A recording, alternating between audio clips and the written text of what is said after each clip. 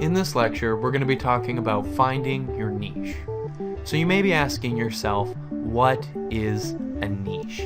A niche is a smaller market within a larger industry. So say you were interested in photography and you wanted to sell photography products.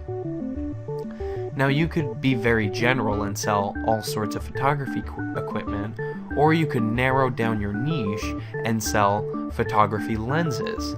You could narrow it down even further and sell lens filters.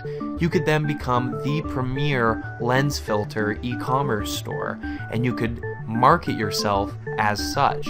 That's the great thing about niche marketing.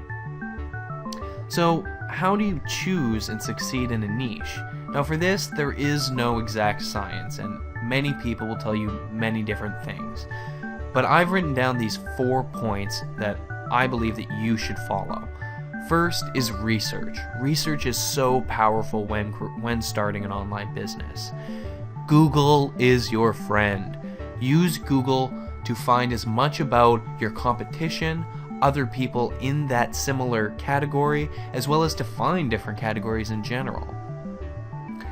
After you've done some research, you have to identify your audience. You have to understand the type of people that you are marketing and that you are targeting to come to your site and to buy you products.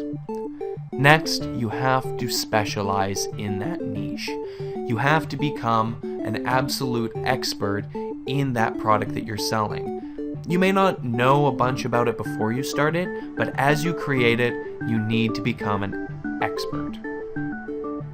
Finally, provide value. It's that big point that I believe in. Provide your customer value in that niche.